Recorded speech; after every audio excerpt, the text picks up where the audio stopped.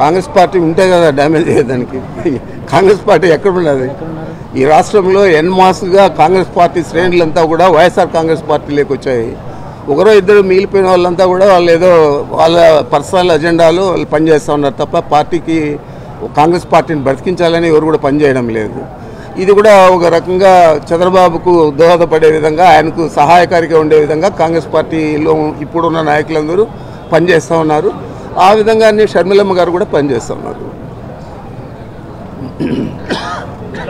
రాజ్యసభలో టీడీపీ 40 సంవత్సరాల తర్వాత టీడీపీకి ఒక రాజ్యసభ ఎంపీ కూడా లేదు. దాన్ని ఎట్లా చూస్తారు? టీడీపీ పతనావస్థ సంకేతం మరి ఏమంటారు దాన్ని సంకేతం కాక?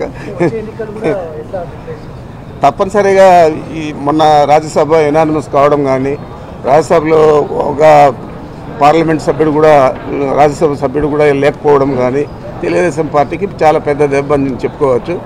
మరి ఇదే పద్ధతిలో కొనసాగితే ఈ ఎన్నికల తర్వాత 2024 రాబోయే 40-50 రోజుల్లో జరిగే ఎన్నికల తర్వాత తప్పనిసరిగా తెలుగుదేశం పార్టీ కనుమరుగవుతుంది. రైతులు అనుకున్నంత గవర్నమెంట్ పట్ల సంతృప్తిగా లేరు. ఈ మేనిఫెస్టోలో ఏమన్నా రైతాంగానికి అదంతా కూడా ఇంతవరకు మేనిఫెస్టో విషయం ఈ సభలో వస్తుందని నేను అనుకోవడం లేదు.